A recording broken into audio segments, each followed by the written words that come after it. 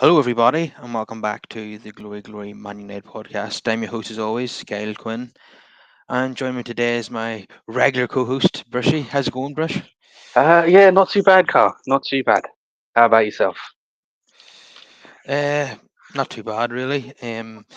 Manchester United certainly giving us a scare this afternoon um, by going 2-0 up against Newport County of League Two, who are about 73 places below Manchester United, and then chucking it away. At two each, I thought Newport were really coming on strong, and I thought we were going to crumble again. But we ended up winning the game 4-2. But I have to say, I'm not very impressed overall, to be honest, with Manchester United's performance in that game. Would you go along with that, Brush? Absolutely. Yeah, it was quite reminiscent of the Copenhagen game. At 2-0 up. In the opening minutes, we looked fully in control. And then somehow we found ourselves level at 2-2. It was crazy. I thought it was going to be another one of them days. Yeah, if we were playing a Premier League team today, we would say that's a great result and a good performance. Coming back from losing a two-goal lead and winning the game 4-2. But when you're playing a team, so far off Premier League level, it's embarrassing, really. Um, yeah, just look at the goals that Man United give away there in that game. Okay, the first one was a long range effort that was deflected and took it away from the goalkeeper. The second goal that they scored, Dallo was so far out of position, it's unbelievable. Cross comes in and Varane just gets beaten to the ball. He just casually tried to clear it, and then the striker got in front of him and put it away. Far too casual, in my opinion. Um, and then United were then on the ropes at that point. I think even their manager said he thought that he had us at that point. He could see us crumbling under the pressure. But yeah, it's just not good enough, is it? And this was Manchester United's strongest 11, more, more or less. Um, you could argue that Onana gets in, not for me, and Mm, Rashford maybe part of the strongest 11, but I'm sure the manager wouldn't mind having Anthony ahead of Rashford. So you could put an argument that's Ten Hag's best team, and they struggled against Newport County. That's just it's just humiliating, isn't it, Brush? Yeah, honestly, any 11 we put out today should have been able to beat them comfortably. No disrespect to them, but like you mentioned, the gulf in class, at least on paper, from League Two to Premier League. We should have made light work of a game like that, and we didn't. Looked totally out of ideas. The wingers were atrocious, I thought. Yeah, and I have to ask, why do we play inverted wingers and a centre forward?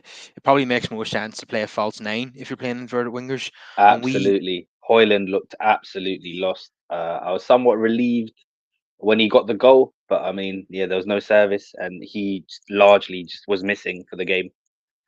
yeah, to me, we do not play to his strengths. It's not No. set up to help him succeed. And you could see today that he was openly furious with the wingers and the lack of service. Yes. Even he kicked the post in frustration at one point. I also seen it being highlighted on social media, him having a go at Garnacho on a separate occasion. And like I said, what is the point in playing an out and out number nine if you've got inverted wingers? I don't understand that from Ten Hag. Do you? Not really. No. No. There was that one chance where Garnacho. I mean, if you're going to be selfish and take the shot on, you need to hit the target. He was somewhat unfortunate because it bounced off the top of the bar, but you got two people to pick out, and that's job done. It's 3-0 at that stage. Just make the simple pass. Both Hoyland and Bruno are in much better positions to just for the tap in. Yeah, simple square ball, and Bruno or Hoyland would have topped it in. He Yeah. went for the spectacular. Interesting comments from Bruno after the game. He appeared to hint at that. He said, "We had chances to make it 3-0, but everyone wanted to score and get their goal and everything. And sometimes we don't do what's the best decision for the team." You could say that about United every single week. That It, it's it's kind of rich coming from him Yeah, definitely, definitely, yes. Yeah, that's a good point. because he's usually the culprit. But yeah, I think what it is as well. I think obviously. with being young and naive, and when you're 2-0 up against the opposition that are three divisions below you, you probably do think, you're 2-0 up, you're comfortable. Now I can just go out and express myself. So there's probably a bit of that. Yeah, But it's not just today where you've seen our so-called wingers have an opportunity to cross and they don't. They take on the shot. And yeah. Hoyland today, it just seemed to boil over. I've never seen him so angry. Um, I listen. I can't blame him. I can't blame him. I mean, it was one of those days where I understand both things. I understand that he wasn't getting service. I was also frustrated at him because when I look at the golf in divisions, this is the kind of game where I expect Rasmus to make things happen. And largely he was missing, and even the goal is somewhat fortunate, to be fair. and no surprise, the goal didn't come from an assist. It was from No. a rebound. The substitute Forzan had an effort saved by the goalkeeper, and Rasmus tucked away the rebound. And it was a striker's goal, which I'm pleased about. I want to see Yep. Rasmus get as many goals as possible. I think that takes him on to 8 for the season now. And like you say, you want Rasmus to be getting on the score sheet against this type of opposition, and he did after 90 plus 4 minutes. Um, Now, I want to come on to Anthony's performance, which might divide opinion. In my opinion, he didn't play well at all. I felt in the first half a lot of our big chances were falling to him, to my frustration. But he did get a goal and an assist on the day, so some people will classify that as a good performance.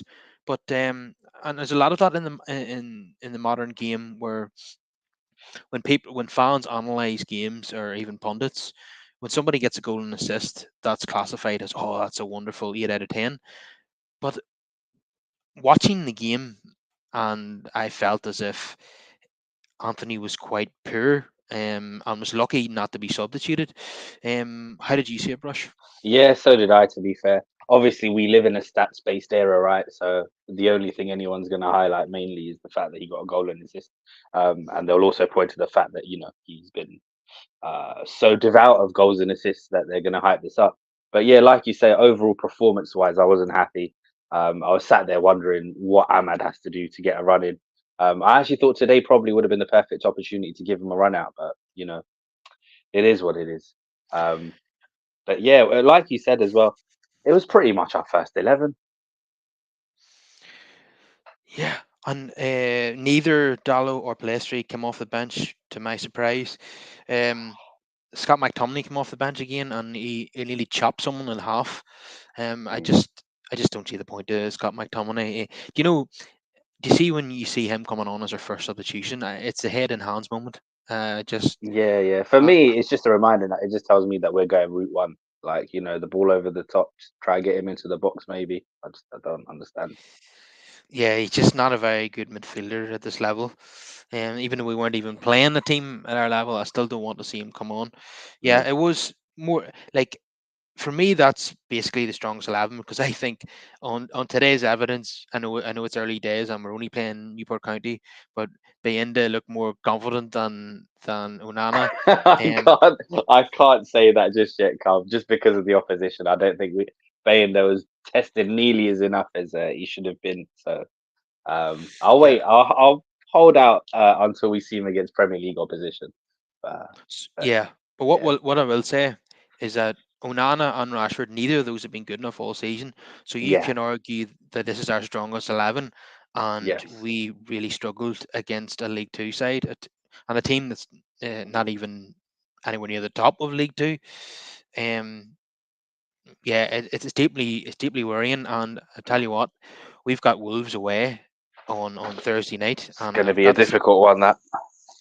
I got to say I'm fearful, because Wolves are in great form at the moment.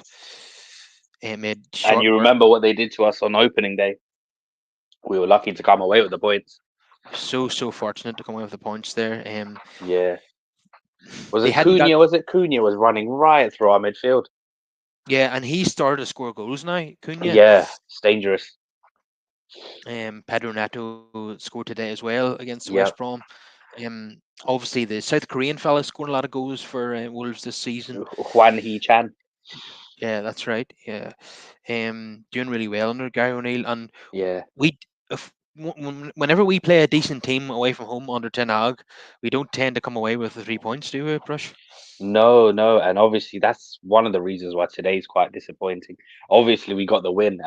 You know what? Most people wouldn't even realize we got the win the way we're talking, but you know when you just see things in the team and you're just like, oh, even in this month where we've not really had many games and you've had time to prepare, and this is the best you can show. Like it is quite concerning. Um, I've always been, you know, one to call for patience. But if some sections are calling now and questioning what the manager's doing, like really, what can I say? Can't really defend this. Yeah, I think some fans' patience is running out. Um, I'll come to a comment here from one of my followers on Twitter, and he says, "That's the game that's made my mind up. He's not the man, and nor will he ever be." He's referring to Ten Hag there. Yeah. So I think I've said this already on this show that with every passing week, more and more uh, Ten Hag loyalists, if you like, are Mm, changing to the other side, coming to my side, and being very, very doubtful of this manager. For me, I see an United team that don't even do the basics well, and yeah. I don't see the tactical setup is questionable. The defending from set pieces, the attacking set pieces are absolutely woeful. So, and obviously, the Anthony and Onana and the likes of those players that we don't rate, I certainly don't, are going to be, you know, part of the first 11 as long as Ten Hag's here, and I don't see how we can succeed with those players. Um, Nigel, who contributes to this show, said that Anthony now is going to play the next 10 games in a row after he scored that goal, and it And did you see the celebration too? You would think he just scored an absolute worldie against one of the best teams around. yeah, you think he scored against Barcelona in the new camp, Yeah, yeah, the way he dropped to his knees. Ah, yeah, but that's his first goal and assist of the season, and yeah, that's why yeah. he's celebrating. So it's taken to January 28th Hmm. for him to register a goal or an assist, and it's against Newport County, and he's celebrating like he's won the World Cup. It's dire straits for Manchester United at the moment, I have to say. Um, yeah, so I am. I imagine Anthony might get a few games now. Definitely, he's going to start against Wolves now, isn't he? Yeah, he is. Because Ten Hag will view that as a top performance from Anthony. Um, yeah, I'm not confident ahead of that Wolves game. But just if I can briefly come on to a few positives, which is obviously the goals. Hmm. Um, Bruno Fernandes well taken goal from cut back from Anthony, and the first thing that I thought of when I seen that goal was Anthony was on the left, Oh, and he's on the left. Yeah. I've been calling for this. I don't want Anthony to be part of our 11. I've been a huge critic of his, but Yeah. if he is going to start, in my opinion, he Hmm. should play on the left. What's your thoughts, Brush? It's very interesting, isn't it? Because Garnacho, when he played on the right, looked quite good there as well, to my surprise. So I would like to see a bit of interchange there. Keep the opponents guessing, you know. There was one or two times today though where they were both on the left, where Garnacho was there and Anthony had Yeah, moved over to the left yeah, as well, and I was like, what's going on here? So they were trying to do little 1-2s, but they were both on the left. So yeah, I don't know. I don't know if that was manager's instructions or if one of them just lacks total discipline. Yeah. yeah. Anthony was just wondering, because of the opposition, he was just kind of doing what he likes. Uh, yeah, I don't like the inverted wingers. Like I've said earlier, it doesn't provide Hoyland with any service because they both want to cut in and Like you shoot, say, I think there is a place for inverted wingers, but if you're going to do that, you probably need a false nine, not a mhm, target man. and we You have a know, target man. I yeah. I feel as if he should play Garnacho on the right, he's excelled there, and play Hmm. Anthony on the left if he has to Hmm. start him, and give And that a go start, for a bit. yes, and start like giving minutes to Ahmad to see what he can offer. Absolutely, because I felt Ahmad was very good when he came on against Forest, and we haven't Yeah. seen him since. Yeah, yeah, and yeah, this is the thing. It can't be so stop and start, you know? Like even if it's off the bench, it needs to be regular minutes off the bench until he builds up match sharpness. Yeah, and that was a month ago. Yeah, yeah. I reckon at least one of him and Pelestri are leaving this Jan. Probably Pelestri. They'll probably go out on loan. Yeah, my feeling is that even just looking at the Forest game, take that in isolation, um, they're Ahmad and Palestri are both available, and it was Ahmad who came off the bench.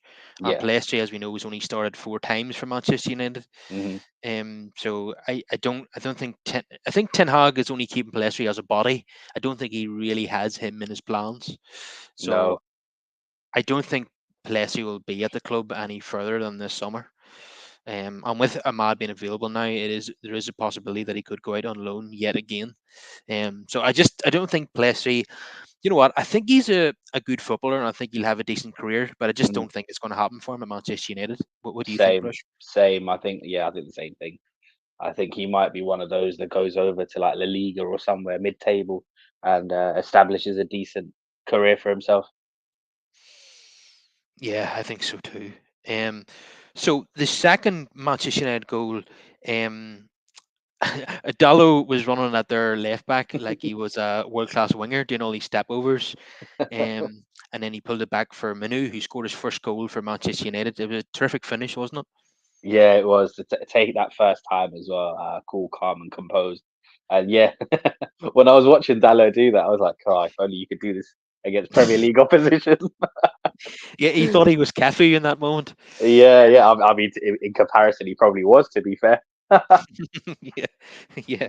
Yesterday I was thinking these Newport fullbacks are making Yeah, Dallo look look really good, but like yeah, with the peak Cafu. Yeah, yeah, yeah, with just the fitness levels and stuff as well of the Premier League players. I mean, he wouldn't get the time on the ball that he did to do all of that.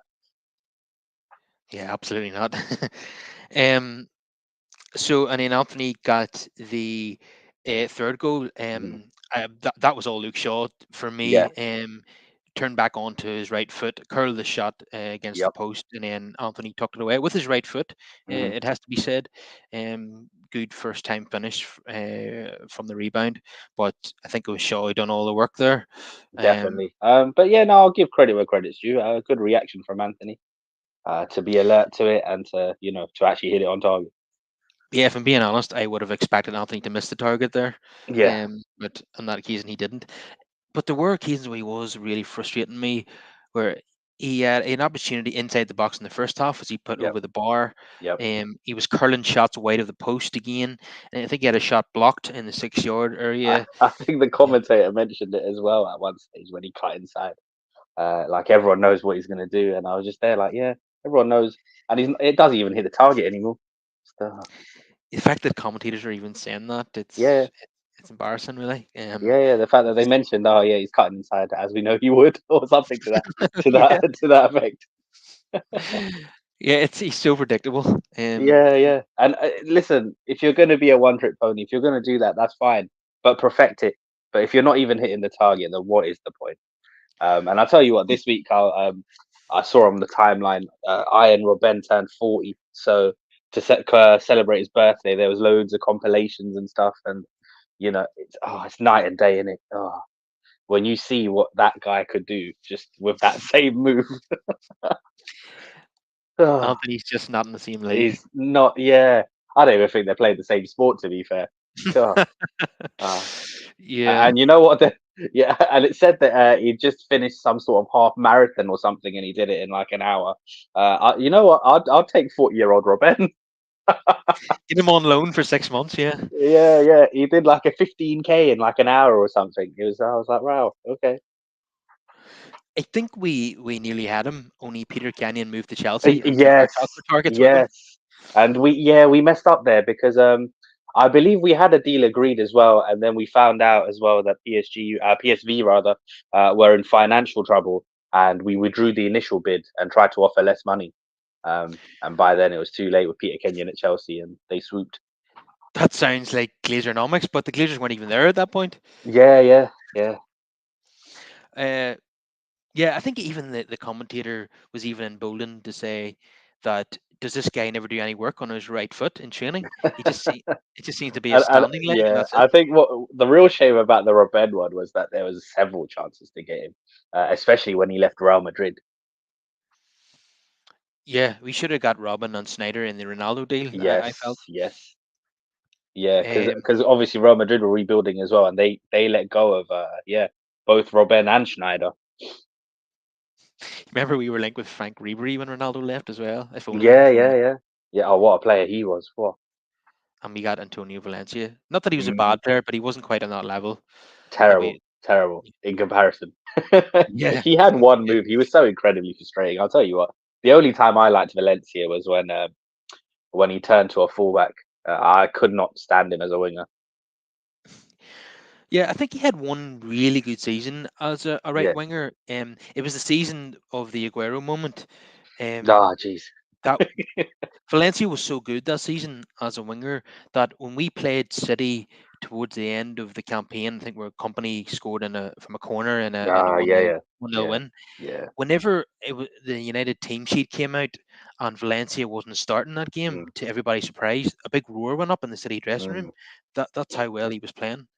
yeah, And then he obviously went back to be he was a right back then and in the yeah, later part of his United career. But yeah, he was kind of the opposite of Anthony in many ways. That the only thing he could do was go down the line and cross the ball, and yeah, he yeah, was. yeah. Yeah, we've got one that can cut inside all the time, and the other one just used to go outside and just had one cross on him.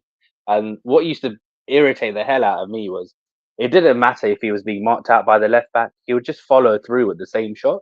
So a lot of the time it was as if he was playing for throw ins and corners. Yeah. Oh, a lot of his crosses would you just drill them and they'd Yeah, hit the full back shins and out for a corner, yeah, and it'd become really really annoying watching that week in week out. yeah. But Rooney really liked playing with him. I think I get the sense from Rooney's interviews that he liked playing with Valencia more than Nani. Mm. I suppose you get more service from It's Valencia than it's Nani. well, it's because one's very unpredictable, isn't he? And yeah, on his day, Nani, what a player, incredible talent. But it's just yeah, it was few and far between. Whereas I suppose if you're playing with someone like Valencia, you know exactly what he's going to do. So if you're a teammate, you can probably anticipate and get yourself into positions knowing exactly what's coming. Yeah, absolutely. So back to today, the fourth goal. Yeah, it was Forzan who had the initial effort, and then Hoyland bundling in the rebound. Yep. And it was a real striker's goal. I'm happy to see him get another goal, and hopefully he'll get into double figures very soon. And he can finish the season strongly. Even if the team doesn't, it'd be good for his confidence, to get as many goals as possible. I think he's but so 5 in the Champions League, 2 in the Premier League, and now 1 in the FA Cup. I want to see him try and get to 15 if he can in all comps. Yeah. It's possible now because he only had to score 7 more to even meet that target. A month ago we probably thought that was impossible. But it's happening for him, despite the fact that these inverted wingers provide him with no service at all. Imagine how many goals he would get if he was playing for Manchester City or Liverpool. Yeah. Um, Another positive today was the return of Martinez. Did you see his wee pirouette and then the crossfield ball in the first half? That's what we've missed, isn't it? Mhm. Mhm. Definitely. Definitely. But yeah, it's early days. Glad to see him back. But yeah, I just can't wait till he starts gelling again and re-establishing that partnership. Also, based on Ten Hag's decisions, I do wonder if for the second half of the season, the first choice is still going to be Martinez next to Rafa. Interesting that he did go for Rafa today, alongside Martinez, even though he has Maguire and Evans available. Yeah, Um, we'll see how that pans out. Um, at some point, Varane's going to get injured, isn't he? Let's be honest about it. unfortunately. Um, yeah, Casemiro made his return today. I have to say it. Now we have to give him the benefit of the doubt because it's his first game since November the Mm, 1st or something, and he obviously will be lacking match fitness. mm. But he was not very good today, was he? No, Um, no. Maino was the better of the two today. he's beginning to look like an old man, isn't he, Casemiro? Even Yeah. the booking that he got was another needless lunge. I know it might have stopped a counter attack for Newport, but how many times have we seen him just lunge in like that when he's no chance of winning the ball? Yeah, and I think Just we spoke about it before, Carl. Honestly, I think in the summer, I think Saudi beckons. absolutely. I think. both Cass and Varane will go to Saudi, and it Yeah. also seemed as if Warren Aaron Wan-Bissaka was the odd man out today. He travelled, but he didn't make it on the Mm. bench. We all know that Ten Hag prefers Dallo. Um, and he has Wan-Bissaka has been linked with El Nasser as well, Ronaldo's club. So that'll be an interesting one. So we could we Yeah, could I end saw up those licks. I didn't really know what to make of that one, to be fair. getting a fee from El Nasser for Wan-Bissaka as well at some point. Mm. Um, I couldn't see them letting him go this month because No. we've let go of so many players that Yeah, we just don't have enough cover. yeah, we don't want to leave ourselves short. Yeah. I already think Um, we're a little bit short in letting go of Regulon without yeah, Malacia coming back. yeah, and I have to say, I know this is going to sound harsh, but I don't rate Malasia either. Yeah, Um, no. I think once we lose Luke Shaw, it's a major drop off in that Yeah. position. Yes, most definitely. And yeah, obviously because Malacia's been out, which yeah, we can't really judge. But yeah, um, I don't want to be too harsh, but yeah, I'm getting Alex Butner vibes. Yeah, another average Dutch league Yeah, fullback. yeah, Dan here says that is the only issue with our striker. He does not get the service. Yeah, I would agree with that. Yes, he has missed chances, but every striker misses chances. He's just not getting enough ball. And today he really showed his frustration with that. yeah. I think stats showed as well, Carl, like the amount of shots he's had in the season throughout up to now, and it's a lot lower than where it should be. But again, it's because we don't create enough chances as a team. Yeah, I think I seen a stat that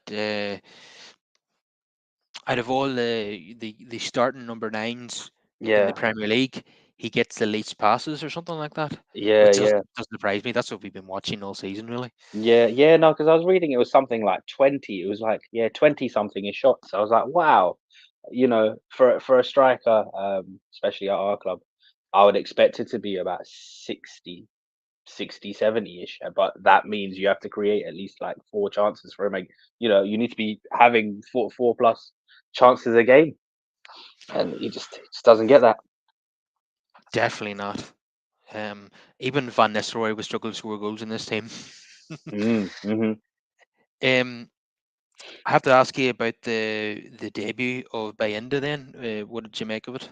I can't really say too much on it, to be honest. It's not a fair gauge to judge him on that level of opposition. Like you said, I don't think the first goal was his fault. Obviously, took that deflection, which was unfortunate. He was never really tested for my liking. Yeah, he probably wasn't. I think he had a save at the end of the game, which he should be making. Yeah. Other than that, it was straightforward for him. Um, his passing looked good from what I could see, especially in the first half. Mm, Although there was one time where his pass um, wasn't great, and Martinez soon let him know about it. That, that, that that's where it comes in to what we talked about, where Martinez should be the captain, hmm because he just everything about him says captain. And hopefully we'll see that sometime in the future. I think it was a mistake to make Bruno captain. Don't want to be too harsh on Bruno. I think he played well today, even though the opposition wasn't great. But I just I just think we should let Bruno get on with being the attacking midfielder and forget about being the captain of the football club. I always prefer defenders to be captains anyway, or a midfielder, not the second striker, which Bruno is. Um, Yeah. and I just don't think he's captain material. He's too whiny. He doesn't lead by example. I don't feel. And just like Maguire, it seems like it's been a burden on him. There's been a bit of a drop off in his performances this season, as there was with Maguire when he was captain. Mm. Yeah, and second thoughts, maybe not give it to Martinez. It might be a curse. In case it weighs him down. Yeah, and yeah, I suppose it's hard for anyone to look good as captain when you consider who's been captain of Manchester United in the past. It's Absolutely. yeah, like Roy Keane and Brian Robson and Eric Cantona and all those guys. It's a Hard, lot. hard, hard footsteps to follow. It's a lot to live up to, really. Yeah. So let's do some player ratings. Bayinda, I'm going to say six. I'm not going to give too many high ones here, considering the Yeah. opposition and all that. Hmm. Uh, Dallo, very, very poor for the equalising goal. Well out of position there, which is not unusual for Dallo. So I'm going to say five. Does For he redeem himself though for the assist? Um, he should be getting an assist against opposition like that. Mm, Yeah, it was made too easy for him. But yeah, he done what he had to do. But yeah, still only a five for me. Um, when you concede a goal like that against that type of opposition, then you have to be yeah, critical of the defenders. definitely. Likewise, Varane, you should have done Yeah, better when the ball came yeah, in. yeah, yeah. He was very lackadaisical. Yeah, I don't know. As he I don't. was, I don't know if some of these players find it harder to get motivated against opposition from lower divisions. I think there was a little bit of naivety there. I thought Varane was too passive. Mm. Um, in the Richarlison goal against us a couple of Hmm. weeks ago as well. Yes, yeah, yeah. The header, yeah, from the corner. Yeah, I don't think he picked up his man well at all. He should. Even though he didn't seem to be marking Richarlison, Mm, a centre half of his height should be dealing with it, should be taking charge of the situation, but he didn't. Um, so Varane gets marked down to a five today. Martinez, um, I'll give him a 6.5 on his return. Um, Obviously he's going to have to work on his match fitness, and that will take a few games, but yeah. um, some lovely play today. Him he allows us to get the back four further up the pitch, and his Hmm. distribution is magnificent. So he's actually really crucial to us going forward as well as defending. So great to see him back. So 6.5. Luke Shaw, likewise 6.5, played well today, played a crucial role in the third goal. But these players should be playing well against Newport County. Manu got his first goal for Manchester United. I'll give him a seven for his performance. Casemiro looked off the pace again. I don't know what it's to do with the fact that he's old now, or he lacks match fitness. We'll find out in the coming weeks, but I fear that's not going to be the answer that we want it to be. If you look at his performances earlier in the season, they were quite similar. So Casemiro a five, Bruno Fernandes really good today. I felt well taken goal. We've seen Bruno Hmm. score many of those goals. I give him a 6.5. Nearly not Um, enough in recent times. no, no, like I said earlier, Yeah. there's been a drop off since he's become captain. Hmm. Not doing it enough. Um, Anthony, it's a difficult one, you know. Hmm. And I thought he was quite poor. Lucky not to be substituted, but he did contribute to us winning the game. Yeah. But he did miss a couple of easy chances as well. I'm going to say 5.5. Um, Alejandro Garnacho, what did you make of his performance today? How would you critique it, Brush? I don't think he was great today, to be honest. He was trying hard, but yeah, decision making in key times, it's just not there for me. But again, I wonder if it's because of the opposition as well. I feel as if some of our players probably thought, and rightly so, that they are better, but then you have to apply yourself. You can't just rest on the fact that you're better and start doing silly things. Yeah, so I wasn't impressed with him today. Yeah, and went for glory and hit the bar when he should have scored it. To Yeah. two men in the middle. Um, yeah, this decision making was off today. But Mm. where he's been playing well recently is on the right, and once again he was taken out of that position. Yep, and put Uh, on the left. Yeah. the reason for that, we'll get on to it later in the show. Um, so Garnacho, I'm going to say five, and Rasmus Hoyland, frustrating afternoon for him. Hmm. Very little service. I think the commentator mentioned halfway through the second half that he hadn't even had an effort on goal at that stage, Yep. and hit his number nine against Newport, and Yeah, no, because honestly, I was quite annoyed. Because yeah, he was invisible. He was invisible for that game until the goal happened. so I'll say a six because he got his goal. And the substitutes were on very very late, so it's hard to really mark them. And Ten Hag, you could say, got out of jail today. considering how Newport got back in the game there against United, Yeah, and we're on top when it was 2-2 for a while. Um, so Ten Hag and gets a that's five. quite damning, isn't it? The fact that we're sat here saying, "Yeah, yeah, Ten Hag, he got out of jail today." It's Newport. What Well, are he's we doing? 73 places below Uh, United in the football yeah, pyramid. yeah. And we're talking about, "Whoa, we got away with one." It's not good enough, is it? Yeah, so I'm gonna say 5 for Ten Hag, and lucky to get it, and that's only because he won the game. Mm, Um, and should have given Diallo an opportunity in this match, because yeah, he is an exciting talent, and I don't want to see him being sold without being given a proper chance, because that's happened to a few players.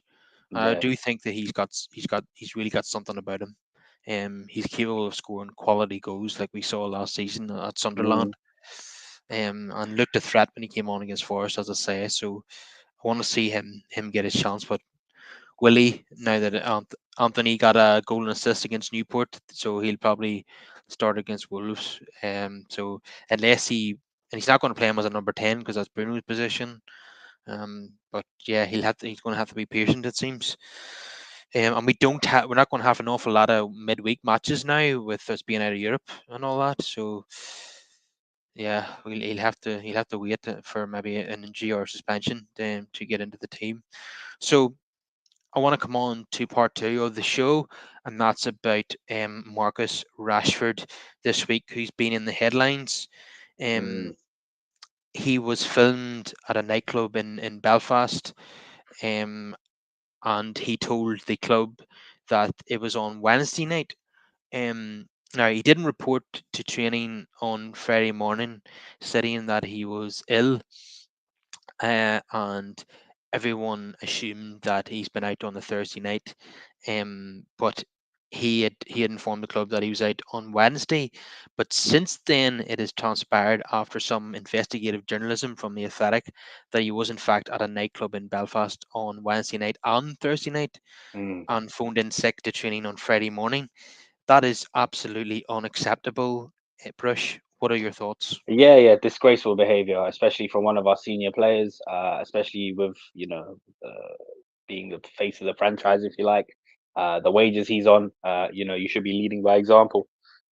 Yeah, absolute nonsense. I'm not even fussed that he missed the game against Newport because any 11 we put out should have been capable of beating them.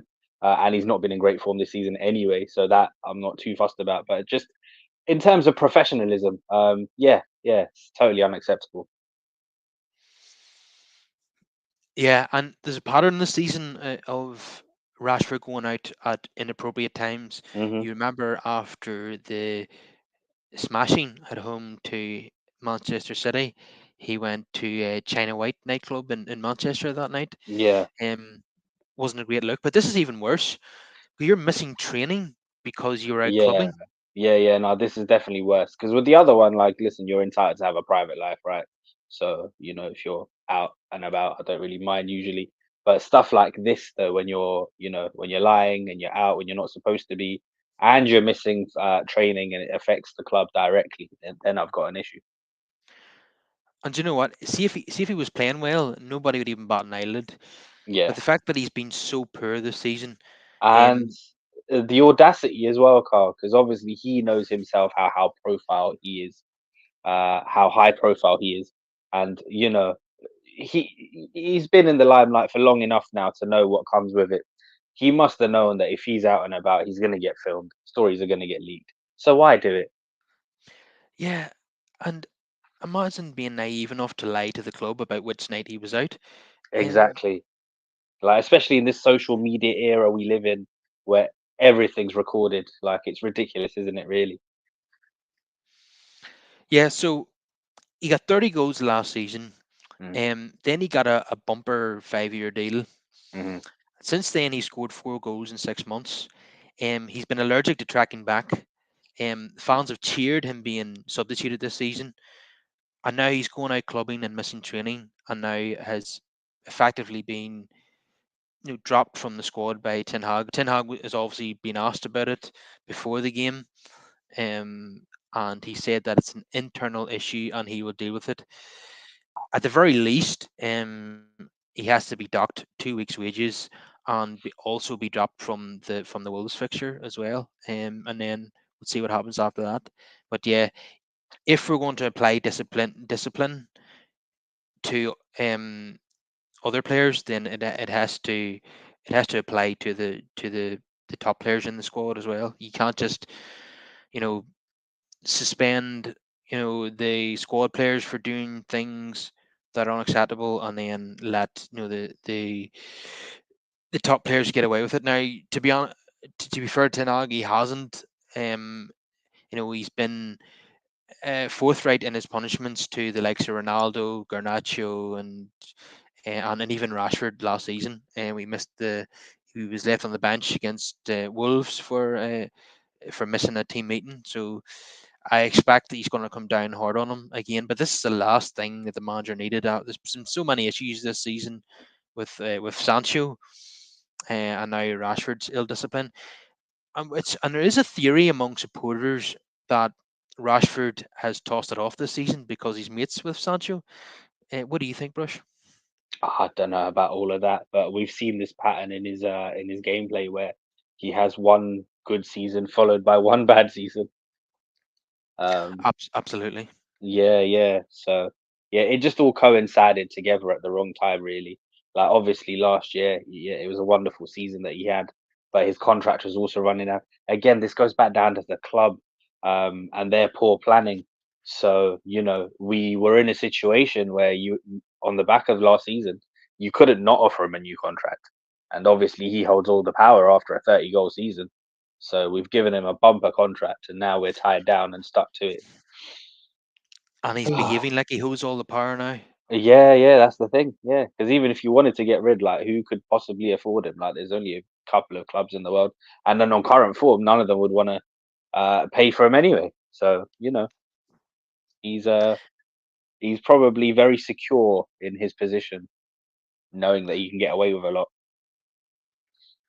Somebody on social media has suggested this, and it's very, very ambitious, Mm, that Mbappe goes to Real Madrid, mm. Vinicius Jr. goes to Manchester United, and Rashford goes to PSG. And on FIFA career mode, I'm sure that'll play out fantastically well. Yeah, I don't see a scenario in which Madrid would want to part with Vinny, nor that he would want to come to us. But one can dream, eh? Ah, There had been some media stories that Florentino Perez isn't completely happy with Vinicius mm, and would happily mhm. swap him for Mbappe. But even if that was the case, I couldn't imagine that. Now, United are probably going to be in the Europa League at best Yeah. next season. I couldn't imagine that Vinicius would want to join Manchester United. Yeah, yeah. I mean, yeah, one step at a time. We don't even know. Yeah, there's so much up in the air. Like we've mentioned it a couple times already this month. We don't know who the manager's going to be in the summer. Like, we don't. Mhm. And that with every passing week, that becomes more uncertain. Yeah. Uh, but if that three-way transfer happened, I think I would accept it 100%. Oh, hell yeah. Um, I don't think anybody would complain. It's just very unrealistic. I mean, yeah, I'm pretty sure me and you would offer to drive him there ourselves yeah. But if we tell you could what, pick up Vinny on the return. even if we don't get Vinny, Yeah. I'd be quite happy to sell Rashford to PSG. Um, Mm. I've been saying this for months, but now more than ever. But Um, this is the thing, though. After this stinker of a season, like, would they even want to pay for Rashford? well, if Mbappe goes to Madrid, I mean, there's nobody of that quality that they can replace him with. So they're going to have Nah. to step down in quality to get the Yeah. replacement for Mbappe, and they have been had a long-standing interest in Mm, Marcus Rashford. And they might, he can still dine out on that 30-goal season. I feel it mm, was only a year ago, so uh, Rashford and his brother can easily put it down to Ten Hag or the team not playing well or whatever. They can blame somebody else. So they might not want to pay 100 million for him, but I Yeah. still think that United could get a good fee for Rashford in the summer. Mm, But it's whether or not the club will be willing. This will be totally down to Ineos now. Whether or not the club will be willing to part ways with an academy prospect, an academy graduate who's yeah. who's recently scored 30 goals for United, and obviously, Exactly. They'll probably think they can fix him before they attempt to sell him.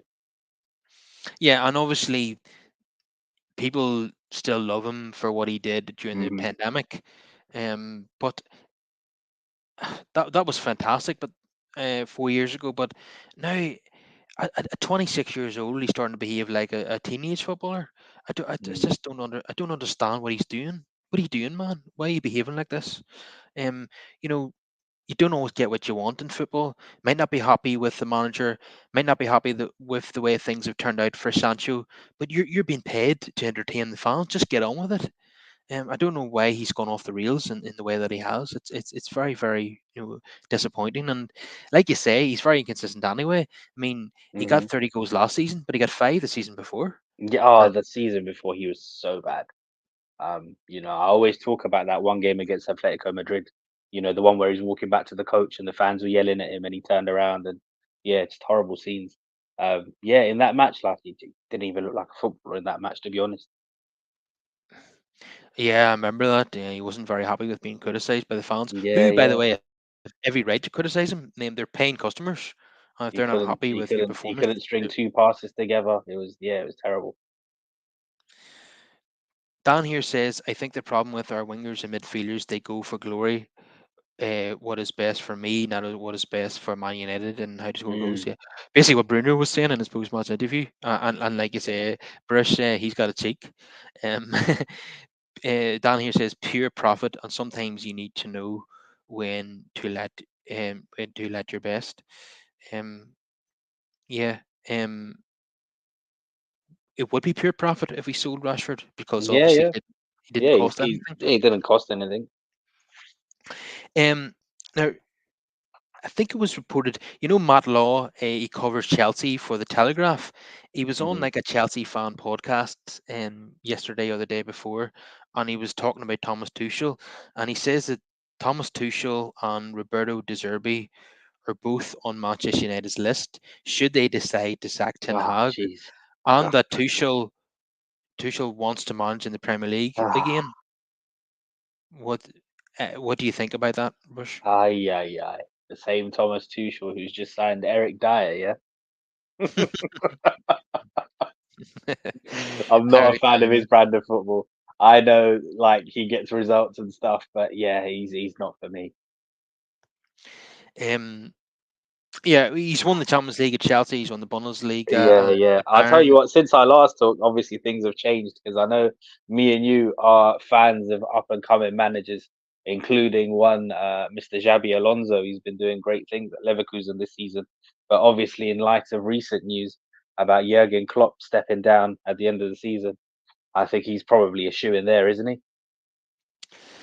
Yeah, I'm not even considering that as an option anymore. Yeah, yeah, yeah. So then, switch attention to Nagelsmann. His contract with Germany, I think it's only for the summer, so after the Euros, and he's too young to just be stuck in international management. I'm sure that's something that he would want to revisit later down the line. So if an opportunity presented himself, I'm sure he'll jump at the chance to get back into club management. Yeah, I know that Hanif, who contributes to this show, Yeah. was not a huge fan of Thomas Tuchel's brand of football, Hmm. but he does. It's not as bad as Mourinho or Van Gaal. I He mean, does. it's up there. That's what he's aspiring to be. Oh, I tell you what. Oh, Jose's out of a job now as well. I hope there's no paper talk about him. Ah, No, no, no. That's not going to happen. yeah, He'd probably go and manage in Saudi, Saudi or Saudi or Newcastle are the only places I can see Jose going next, if unless I he was takes an international job. if I was Newcastle, I was to stay clear. I, Um, Nagelsmann, I yes. tell you what. I tell you what. Newcastle's probably Jose's dream, like just to have unlimited funds. Yeah, yeah. Uh, yeah, let's see. Nagelsmann, that's interesting. Shout. Not been a, not. There's not been a lot of talk about him Mm. being United manager, obviously. Now there's been a lot of talk about De Zerbi. Um, for me, it'd be a massive risk. I Yeah, know he's played some nice football at Brighton and they've got results. They're doing well in Europe, but he hasn't won anything, and not that I expect him to at yes, Brighton. yeah. I just think we don't really know what level he's at. hmm So hmm So people like Deserby and Graham Potter, I think, are project managers. They're ones that you get in and you have to give them a lot of time and you have to work with them. And at a club like ours, I'm not sure if you'll be afforded that. And you kind yeah, of need experience to go with it. And then when you look at that market now, all the best managers are very settled and very old. So that leaves us in a precarious position where there's only a few to look at, really. Zinedine Zidane, somebody is somebody that would fit the mold, but he doesn't want any job that isn't France or Real Madrid. Um, when you look at Nagelsmann, he's young, he's upcoming still because of his age and he's won. So it's a nice little compromise. Ruben Amaranth is another one I'm looking at.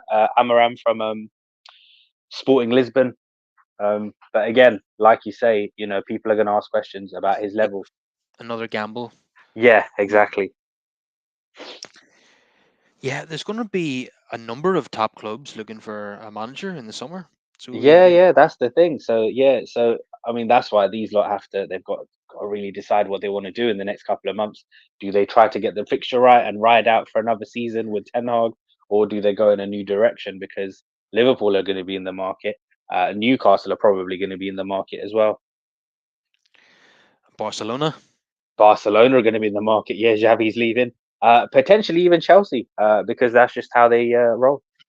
yeah, that's how they operate. And I tell you what, I don't want Pochettino. No. That ship has sailed. Yeah, Um, definitely. do you remember in 2022 the choice for United was between Poch and Ten Hag?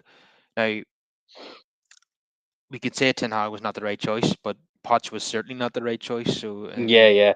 I mean, it's interesting to say in hindsight. At the time, I definitely thought we made the right decision in going for Ten Hag over Poch. if, if it's between them two, yeah, it's the right Yeah, yeah. decision. But um, perhaps we should have looked at somebody else other than Mm, Ten Hag. But the thing I is, know. there's just not enough top managers to go around. Well, yeah, that's the thing. Another one that fits the mold in terms of accolades and stuff. Hansi Flick might be a hot commodity in the summer. I'd be slightly concerned by how poor he was as Germany manager. Yeah, yeah. I But know he then, won the but treble, though, didn't he he? won With the Bayern? treble. He won the treble with Bayern.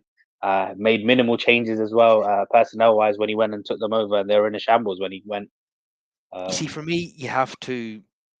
I like to judge a manager on his most recent job because sometimes mm, managers can be good in the past, and then they become outdated.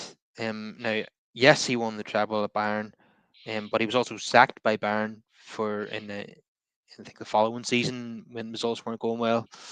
Um, and it's the obviously he was nature of the sacked. beast, isn't it? I think all He, the top managers have been sacked. and he was sacked at the as Germany manager as well. So again, that comes with an element of risk. Mm. See, Um, what makes it Nagelsmann appealing? Like it wasn't really for footballing reasons why he left Bayern. So, you know. what were the reasons again?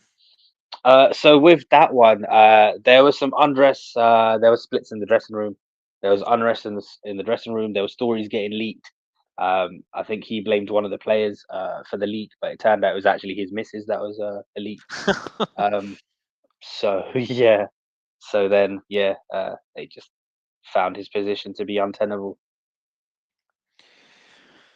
Yeah. So if we were replacing Ten Hag in the summer, he would be your man then. Yeah, I guess so. Probably the best out of what's currently available. But I mean, so many things change. But yeah, at the moment, he would be right up there. He Yeah. would be right up there. Um, I know Zidane doesn't speak English and he hasn't shown any appetite to manage in England. Anyone. He hasn't shown any appetite to manage anyone outside Yeah. of Real Madrid and France. Well, the France one hasn't even happened yet. Yeah, He's obviously waiting on yeah. Didier The, Deschamps to, the to the step only down. other club I could potentially see him is maybe Juventus because of his connection to that club. But let me point something out to you, which I have heard. is Mm, that Jean-Claude Blanc and Zidane are mates. mm. So could he potentially persuade Zinedine to be Manchester United manager? I Um, doubt it. We might see him in the stands though for a game or two. I think he he would only take a job if he's got a quality team to work with. He w- Yeah, definitely, definitely. he wouldn't put his reputation on the line to come manage Anthony and No, he wouldn't. Onana and Harry Maguire. It ain't gonna happen. And the Um, other thing is as well, like people forget that he left Madrid and then went back to Madrid, and it wasn't all roses the second time round.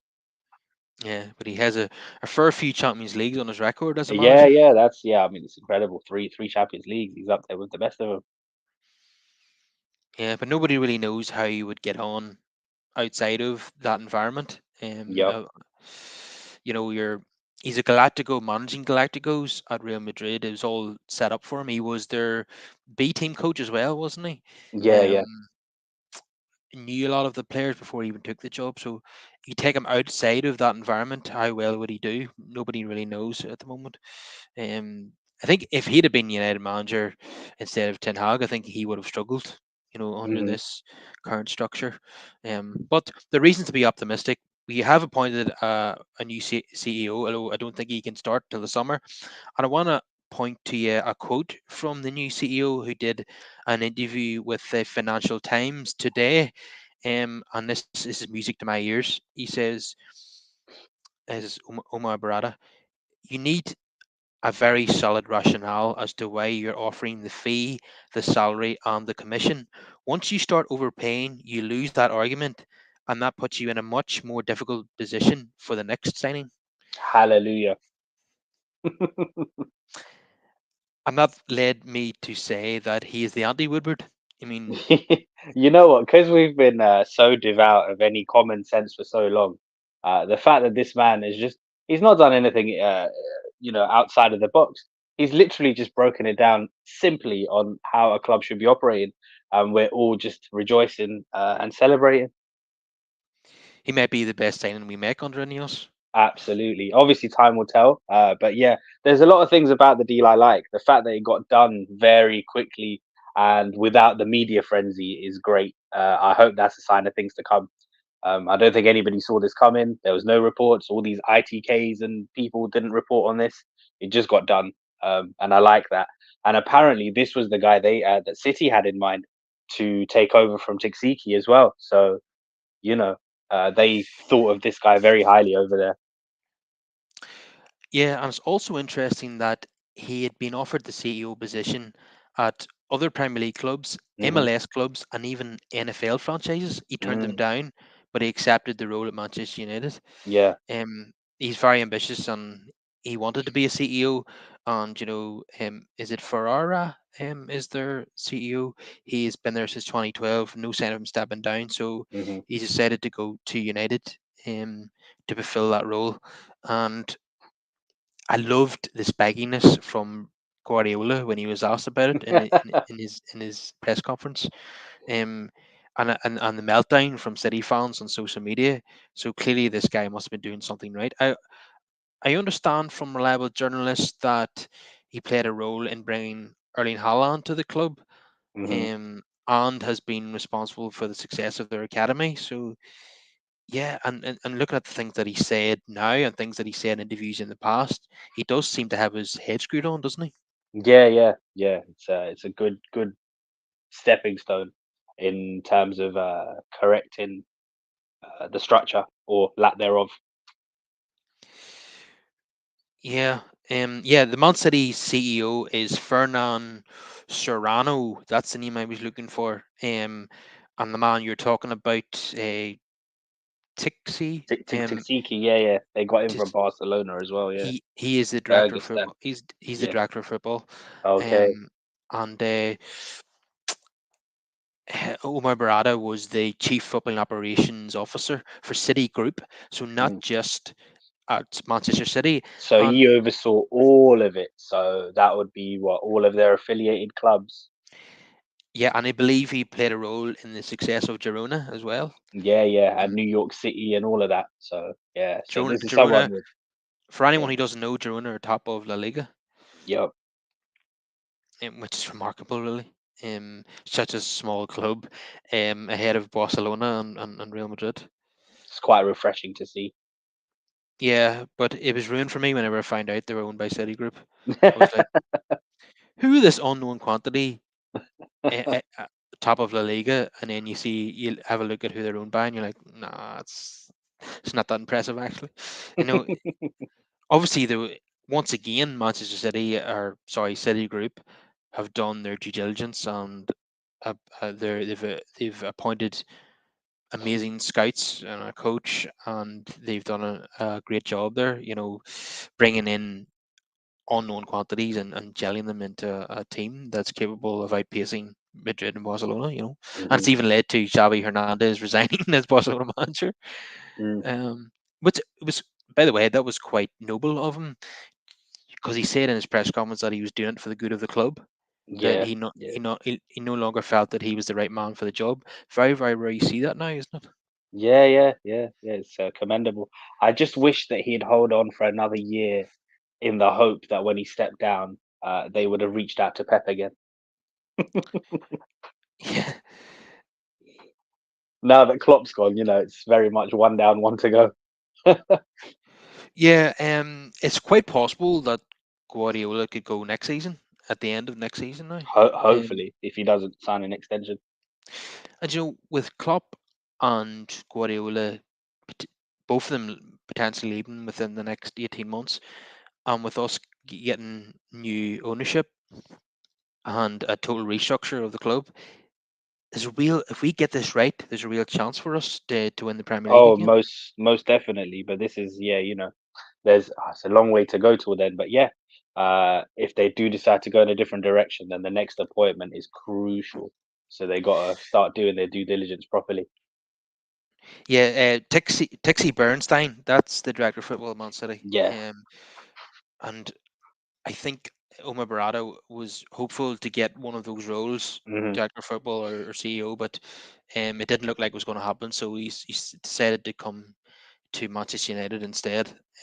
So we're still waiting on the appointment of our own director of football. Yeah. Um, I think they're trying to get Dan Ashworth and Paul Mitchell as a director of football and head of recruitment. Imagine if we had both of those working Like for a us. absolute dream team on paper, at Yeah, least. as long as they're willing to work together and they don't clash Yeah, heads. yeah, yeah. That's the thing, isn't it? Yeah, you got to put egos to a side. Yeah, that would be a hell of a transfer kitty, to use a football term. Is that what Mm. Liverpool used to have? The transfer kitty? Um, no, not kitty. What am I talking about? The transfer committee. That's Committee, yeah, the phrase I'm looking for. Transfer committee. They had that under Brandon Rodgers, I think. yeah. But yeah. What I am hoping for at Liverpool is that Steven Gerrard takes over from Jurgen Klopp. Oh, that would be amazing. That would be absolutely amazing. But I don't think they'll do that, though, unfortunately for us. I think they probably, yeah. I mean, yeah, I don't know. It'll be interesting to see what they do. But yeah, I can't think past Xabi Alonso at the moment.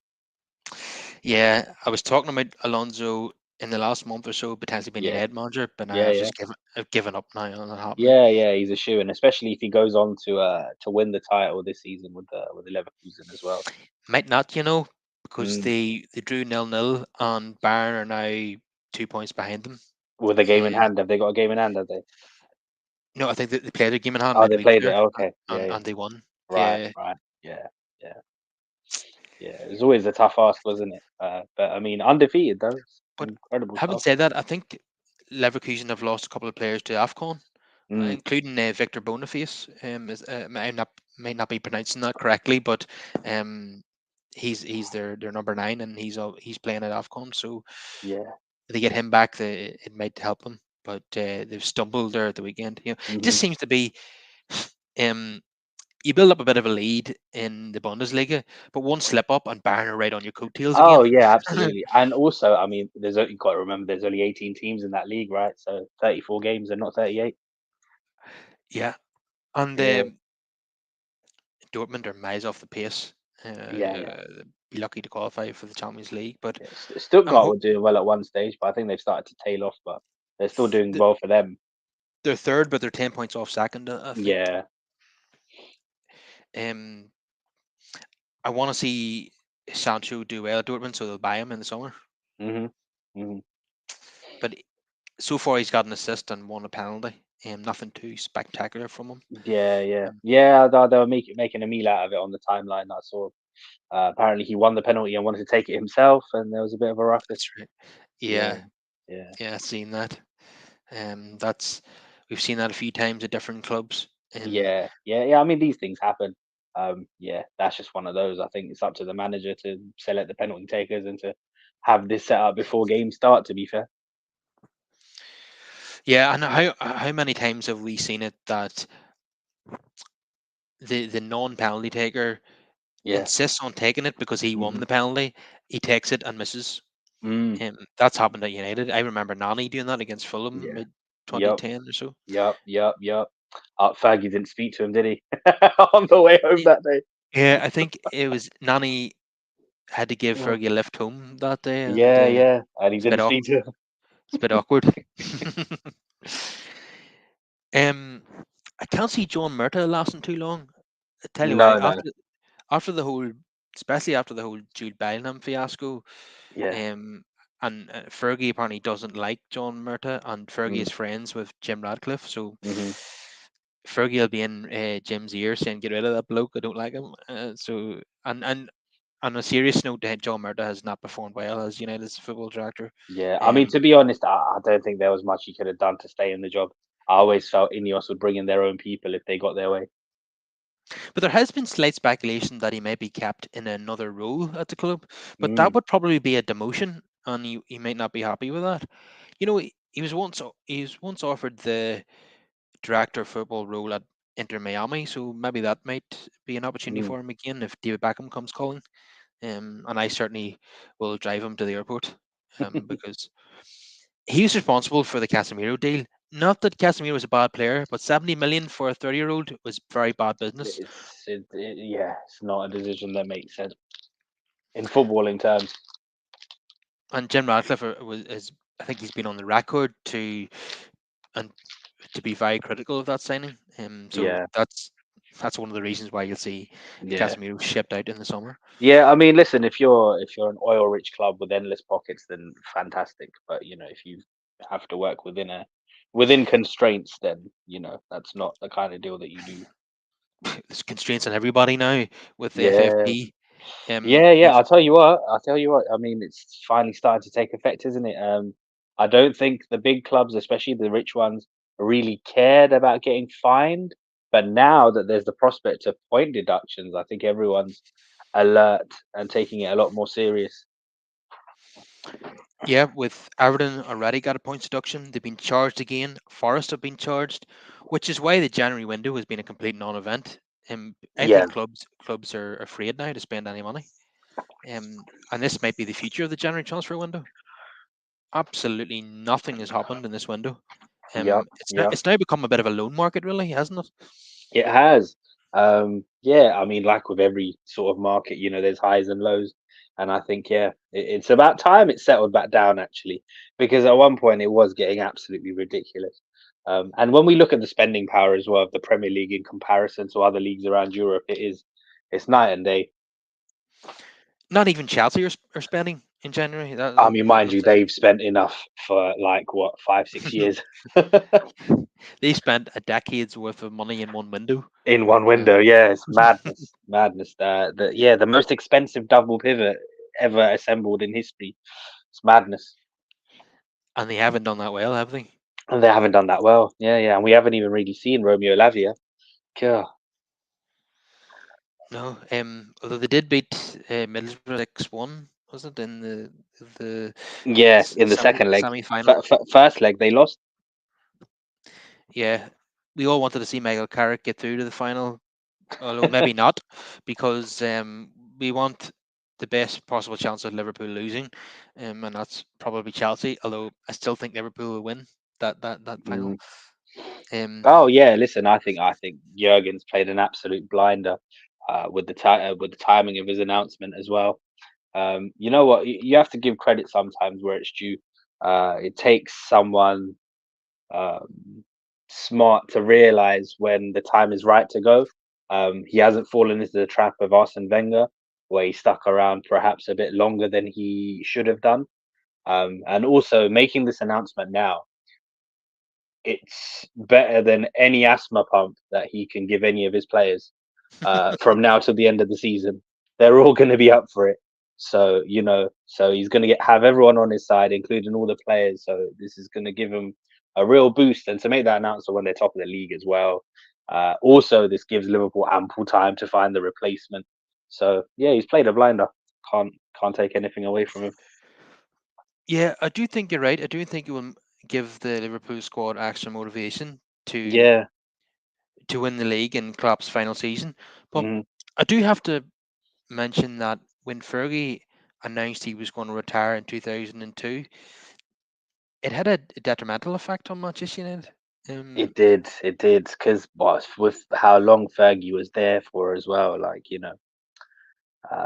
yeah, they weren't really sure where it was going because the club at the time as well was entering a bit of that transition. Because even when he stayed, it was well, we saw this rise at Chelsea.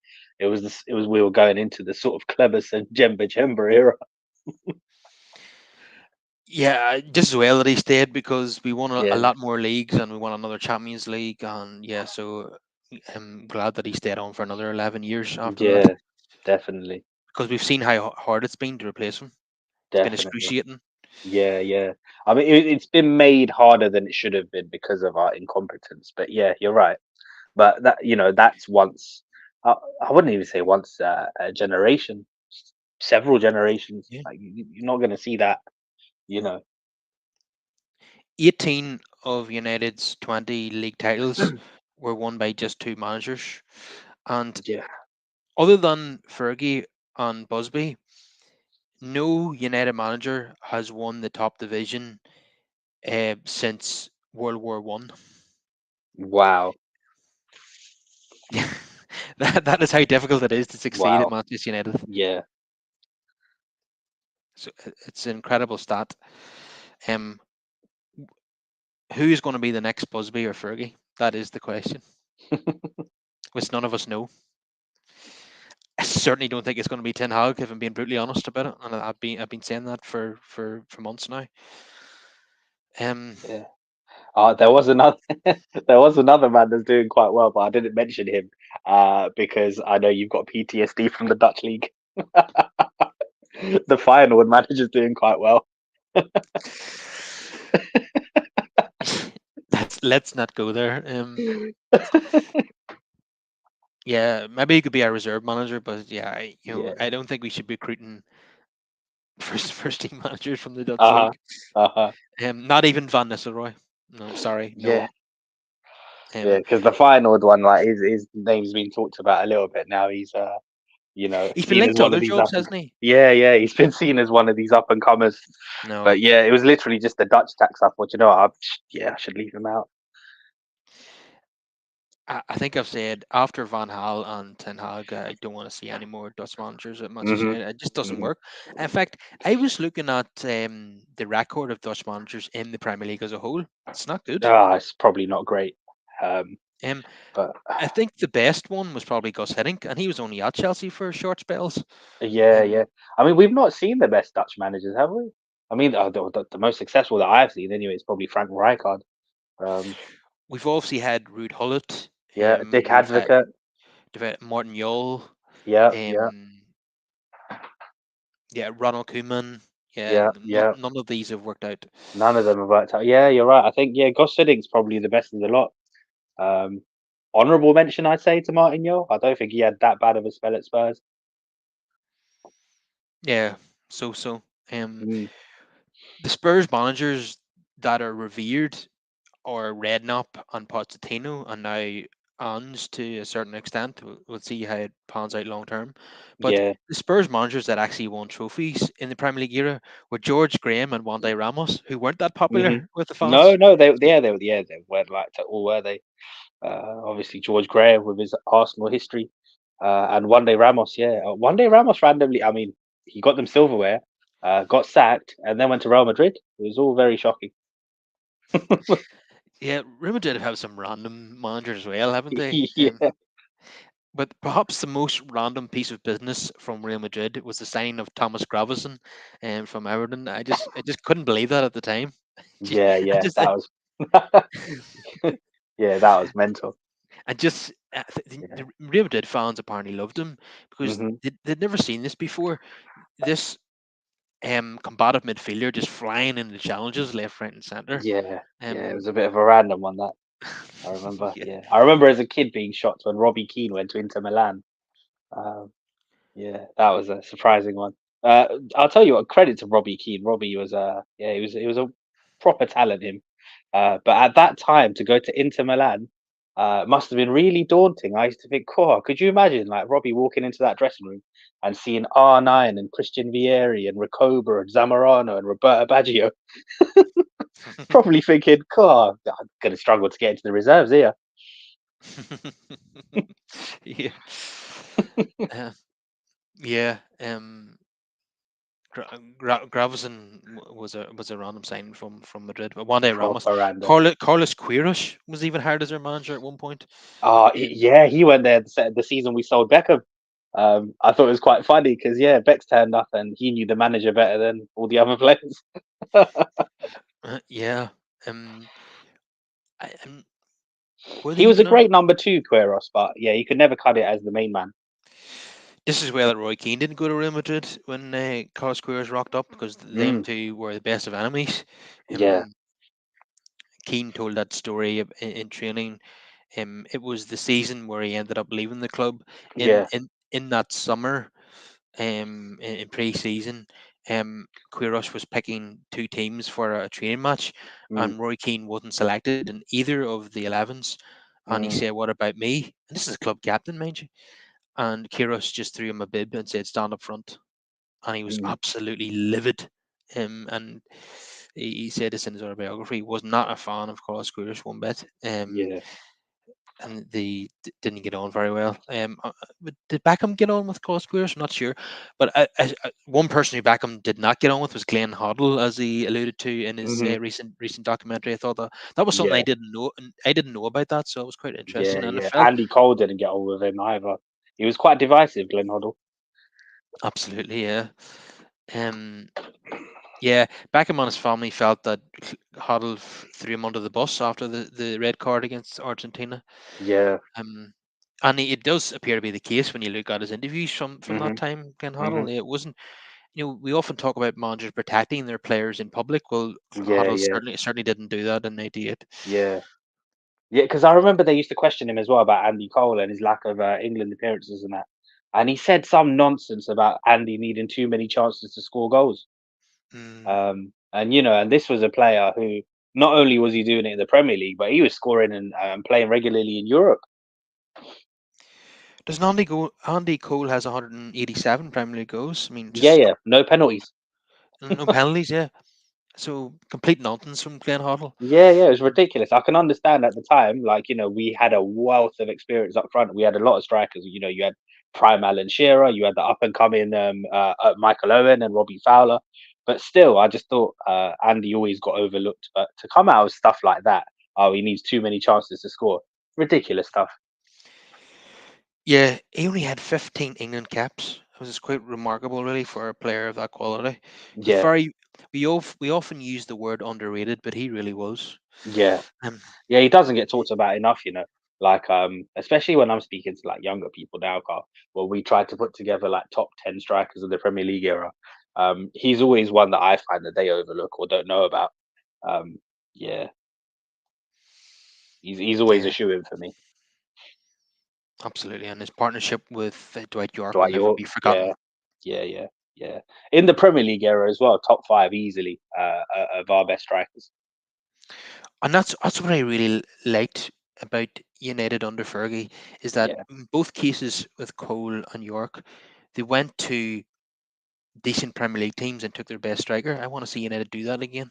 You Mm. know, we don't have to go after the Mbappes or the Haaland of this world. To Go be to honest, that was what Fergie did for the most part. yeah, He bought the best domestically who were proven in the league, who did their thing and could elevate them to another level. But yeah, we went and got out the best in the league. Like Andy Cole, he was top goal scorer at Newcastle. Well, we went and got him.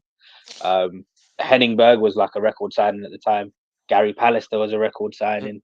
Roy Keane, we broke the bank for him. yeah, Um, Dwight York at Aston Dwight Villa. York, yeah, yeah, 12.6 million or something, I think it was. Back when Shearer was the record at 15. So yeah, it's hefty sum, hefty Yeah, sum. Cantona, Leeds. Cantona, yeah, yeah, Yeah, so many great examples, and this is why I suppose what makes it difficult nowadays is like if we went to buy an Ollie Watkins or an Ivan Toney, you're talking yeah. 80 million pounds at least. Yeah, well, so this is the thing with the TV rights and the money and everything that's come in.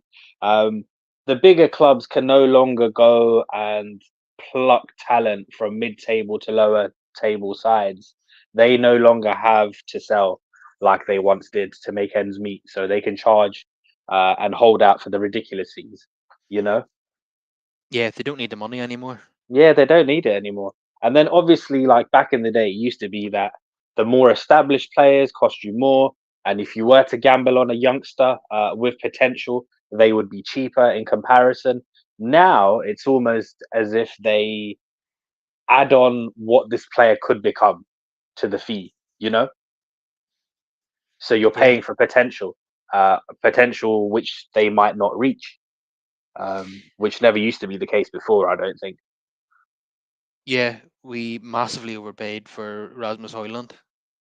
Oh, huge, huge. Like if we're being honest, his base value is probably about 25 to 30 million. Yeah, but clubs know we're desperate, and that's been the issue under the Woodward Glazer era. Yeah. Especially when you have Woodward bragging about how much money we've got to spend. How naive is that? So Omar Barada looks like he's going to try to do the opposite, and I hope so. I hope he finds a nice balance. yeah, what we should be doing if we go after a player, clubs try to charge us too much, just move Mhm. on to another target. Then say, well, if Absolutely. You need to have plan A to C and D, you need to have alternatives lined up. And also, when it comes to doing the due diligence, not just the talent of the player, but you need to do a bit of a background check as well, seeing what kind of person you're gonna be investing in. yeah, and I don't think that's even been done under Ten Hag. Yeah, Some of the signings have been questionable I, off the I mean, pitch. some of it, the warning signs have been there, to be honest. Because I'll tell you what, I said at the time, like when we signed Anthony, I wasn't happy with how he orchestrated the move. It was very reminiscent of the thing between Cristiano and Real Madrid at the time, and I wasn't happy about that then. And I wasn't, and I kept the same energy for Yeah, this one. I he didn't went on like it. strike. He went Yeah, on yeah, strike. yeah. I didn't like it. I did not like it. And then you got other people saying, "Oh, why don't they just accept the money? They're never going to get this kind of money again. We made a great offer." Well, at the end of the day, he's their player. You got to respect it. You know. And we should never have went that high for him. Well, yeah, that was ridiculous in itself. We paid double what he's worth. Yeah, and I have to question Onana as well for two reasons. Um, it he was dropped by Cameroon during AFCON, and he threatened to leave the camp again. Now we know he's had several issues with at Cameroon. In fact, he was signed by United with the understanding that he'd retired from international football, and he went back Yes, on that. yes, it was an Um, absolute. Yeah, it's been an absolute shambles, the whole Cameroon thing. yeah, and he was rightfully dropped after his performance against Senegal. Yeah. So for him to threaten to leave the camp and go back to Manchester, it shows me he's got a Mm. very poor attitude. And let's also remember that he was banned for taking performance enhancing drugs at Ajax as well. He was, yeah, yeah, he was banned. That's yeah, yeah, and then he left on a free to go to Inter. Um, And let's remember that Ten Hag also wanted to sign Marco Arnautovic, mhm. who has a bit of a questionable history off the pitch, um, which was led to protests from the fans online, and then the club pulled the plug on Yep, it. So yep, Ten Hag doesn't seem to do his due diligence on the yep, background of these players. yep. In fact, I'd see the allegations that have been made against Anthony Hmm. by former girlfriends. This had been known. This was known when he was at Ajax. Yeah, yeah, yeah, So yeah, why did Ten Hag take him to yeah. Manchester? So And even things like, going on strike and just throwing tantrums and stuff if you don't get your way. This is all telling behavior for me. yeah, yeah, and I think Anthony is also a loose cannon on the pitch at times. Very very lucky not to be red carded in several games. Very much so. Very much so. Yeah, we really don't. There's reasons to be optimistic with Ineos coming in. Everything they're saying and doing seems positive. It's what we've been crying out for years. Hmm. But they've a lot of work to do, a lot of work to do, and it's going to take time. Absolutely. But we need one hell of a summer window to give me any kind of hope that we're Yeah, headed in the right direction. yeah. I'm looking forward to it. I think Hmm. with like a lot of the time at United, we would most transfer windows would be maybe three or four in, three out, and then loan a couple of players out too. Yeah. And then a lot of players like Martial would stick around and outstay their welcome. Hmm. But I genuinely believe this time it could be eight out and eight in. I can see that happening. Hmm. Oh, Um, he's definitely out this season, in the summer. There's no way he gets a new deal. yeah, zero chance. And Yeah. it'll be a massive saving on the wage bill. Oh, huge. 250 off the wage. 250. Yeah, and there's an opportunity here to make money with if we could sell Greenwood and sell Sancho and Hmm. a few others. We can really help meet the FAP regulations. I think if we're going to Definitely. spend big, we're going to have to sell well. I feel. Yeah, Um, definitely. Yeah, the over 30s as well. I think Cass is a shoe in to go. Rafa, they've put themselves in a stupid position where a lot of us were under the impression that he had one more year left on his contract, but it turns out it's an option. Um, yeah, so yeah, again, so if he leaves on a free, on the books it looks terrible because net spend wise and that you're not getting anything back. But then they've got a decision to make on if they offer that extension. He's on 350, I think. So yep. Hopefully, we can yeah, get fees for Varane and Casemiro from Saudi clubs yeah. as well. Yeah, yeah. I think Saudi's probably the best way to get rid of Varane. And Um, maybe one Bissaka could go to Saudi too, for a fee, or even Palace. Um, Palace won't have the money. no, no. You're taking a big loss if you're sending him back to Palace, Saudi unless it's some kind of deal that involves Elise coming to us. could well happen because Yeah. Michael Elise is a Manchester United fan, and Mm, if his choice was between Chelsea and Man United, he'd go to Man United. That's what we've been reading. Um, yeah, and there's obviously a chance to sell McTominay again. I feel for a mm. decent fee. So if United could f- could actually I sell mean, well if here, we could because listen, if we could get that 30 million offer again, then yeah, I think we absolutely need to yeah, cash in on take it. Scotty. Yeah, yeah. There's an opportunity here to actually recoup a lot of decent money and use it on buying players, which we never do. But Yep. now that different people are running the operation, Hmm. it might happen this time. So let's hope so. Um, so Wolves, I'm very concerned. I think we could Yep. lose this game. And there's two Any games in quick succession now, isn't there, Kyle? Because mhm, we've got midweek fixtures and then the weekend games as well. So yeah, after yeah, having no football for a month, we've got two prem games in the space of a week. Thursday, Sunday, yeah. Yeah, yeah, It's West Ham at home on Sunday, but one step yeah. at a time. Hmm. Um, Now, anytime we play a decent team away from home, we lose. So I don't want to predict a loss, but I think it's going to be a difficult night for United. But and you know, Ten Hag doesn't want to be losing games just as any of us are about to have their partial takeover ratified. You know, Definitely. once they're actually any of us still haven't got the permission. From the you know there's the regulatory background checks and all that. Um, Once that's completed, then they're officially owners of the football club. Ten Hag cannot afford to be losing games whenever that happens. An embarrassing defeat to Wolves, and then losing at home to West Ham would be awful, awful timing, considering they're going to be taking over at the beginning of February or mid-February at the latest. So, Yep. but I don't. There's like you said, there doesn't seem to be the opportunity to change manager mid-season because the lack of availability of top quality managers. But Yeah. considering how competitive it's going to be for managers this summer, clubs like Liverpool, United, and Barcelona and so on will want to get that manager in as early as possible. Get that deal signed maybe in April, ready to start in June. So I think if we're going to bring in a new manager, I think we're going to have to get this done quickly. Now you think about whenever Bayern Munich bring in a new coach, they have it done, well before the end of the season. Yeah. That's what we need to do. Definitely. Definitely. But I think because well, to respect the current manager, I think if they were to make that kind of announcement, it would probably be what in the final week of the season.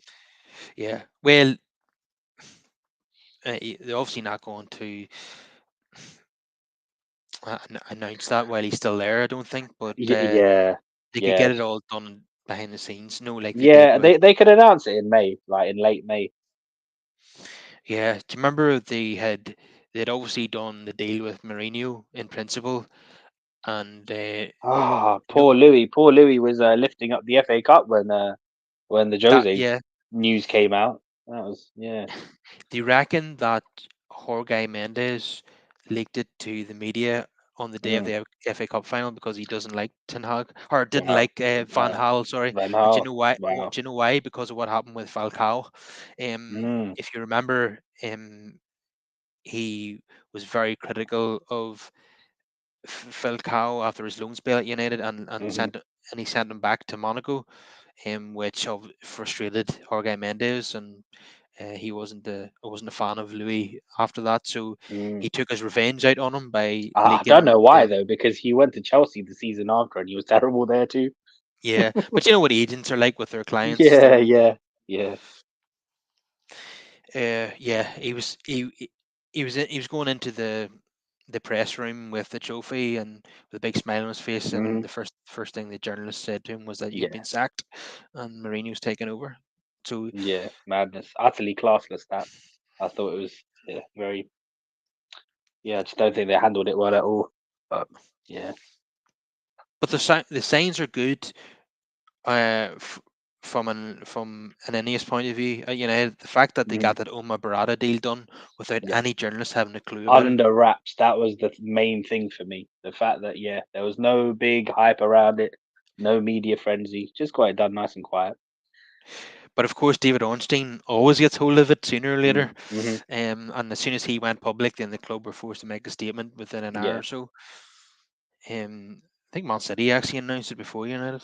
Mm. Um, because once Ornstein says something, then everybody knows it's true. So Yeah. it kind of forces clubs to then make an official announcement hmm then. So we've talked for an hour and a half. We still wrap it up there, Brush. Yes. Everyone, please smash a like on the video, subscribe to the podcast, and get more of your comments in. And I will get back to as many of those as possible. And I shall see you again next time, Brush. Yeah, definitely. Take care. See you later.